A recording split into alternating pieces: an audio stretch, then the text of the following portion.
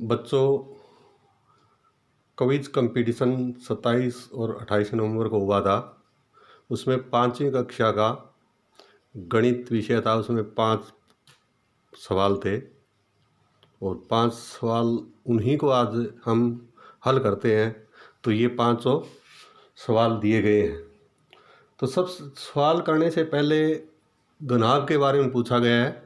तो सबसे पहले हम जान लेते हैं घन और घनाभ क्या होता है। तो इसके बाद ही इन 500 प्रश्नों को हल करेंगे हम। तो पहले घन एक त्रिआयामी 3D आकृति है जिसकी लंबाई, चौड़ाई तथा ऊंचाई समान होती है।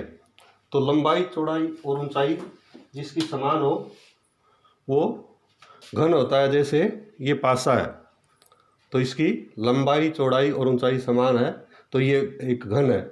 और घन का आयतन क्या होता है? भुजा गुणा भुजा गुणा भुजा, यानी भुजा की 3। इसी तरह घनाभ की परिभाषा जिस आकृति की लंबाई, चौड़ाई तथा ऊंचाई समान न हो, जिसकी लंबाई, चौड़ाई, ऊंचाई समान हो, 6 आयताकार फलकों से घिरी हुई आकृति को घनाभ कहते हैं। यह भी त्रिआयामी है यानी 3D है, यानी लंबाई, चौड़ाई और ऊंचाई होती है। घनाभ का आयतन क्या होता है? लंबाई गुणा चौड़ाई गुणा ऊंचाई। और इन दोनों के घन और घनाभ के 6 फलक होते हैं, 8 कोने होते हैं और 12 किनारे होते हैं। तो ये था घन और घनाभ। इसके बाद हम एक एक करके हल करते हैं ये प्रश्न। तो सबसे पहले क्या है? निम्न में से कौन सा घनाभ का एक उदाहरण नहीं है? 3 तो घनाभ है इसके अंदर और एक घनाभ नहीं है। तो घनाभ का हमने पढ़ा था कि लंबाई, चौड़ाई, ऊंचाई समान ना हो। ईंट है तो सबसे पहले ये ईंट है, इसकी लंबाई और चौड़ाई समान नहीं है। 6 फलकों की कोई भी फलक देख लो, ये भी है तो ये घनाभ है। इसका मतलब ये नहीं है। दूसरा इसमें दिया हुआ डस्टर, ये डस्टर दिया हुआ है, इसकी चौड़ाई, लंबाई, चौड़ाई और ऊंचाई समान नहीं है तो ये भी घनाभ है। एक दिया हुआ इसमें माचिस, माचिस की लंबाई और चौड़ाई अलग अलग है तो ये भी घनाभ है। लंबाई, चौड़ाई, ऊंचाई अलग अलग है तो ये भी घनाभ है। अब बच गया इसमें लूडो का पासा। लूडो का पासा का मैंने पहले भी बताया था कि लूडो का पासा है, इसमें लंबाई, चौड़ाई, ऊंचाई समान है तो ये घन है। तो इसका मतलब निम्न में से कौन सा घनाभ का एक उदाहरण नहीं है? तो ये आएगा इसका लूडो का पासा।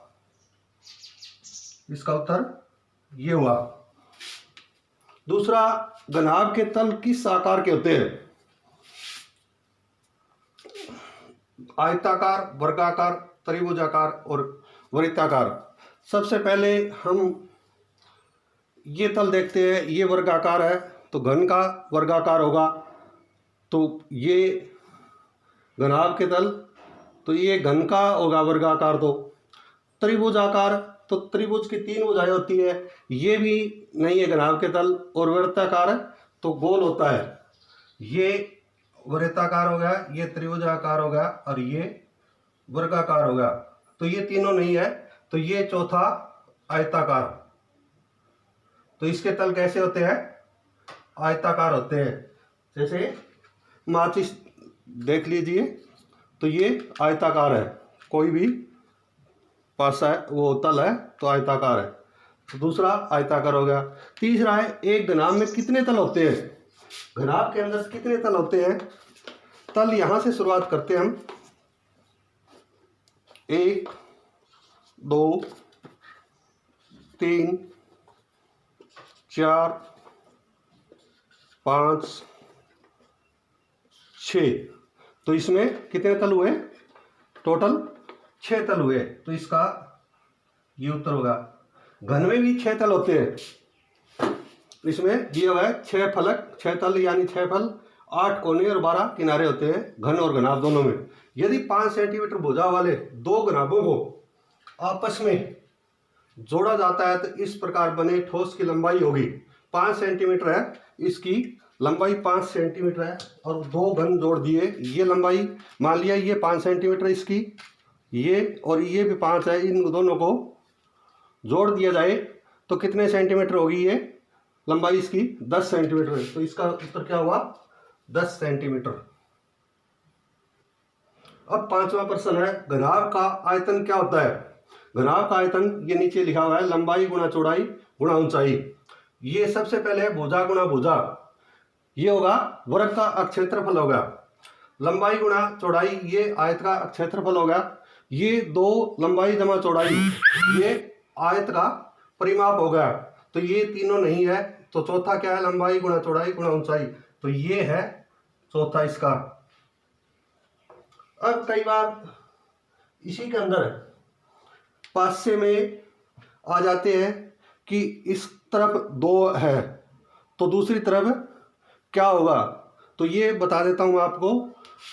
एक इसमें 7 होता है दोनों तरफ का जोड़, दोनों तरफ 2 है तो दूसरी तरफ 5 होगा। एक और 6 जोड़ेंगे तो 7 हो जाएगा, तो 1 के दूसरी तरफ क्या है 6 है, 2 के दूसरी तरफ 5, 7 जोड़ है, और 3 के दूसरी तरफ 4 है, यानी 7 ही जोड़ बैठेगा इनका। तो ये दूसरी तरफ ये होगा। तो ये था आज 5 क्वेश्चन जो क्विज कंपटीशन में आए थे।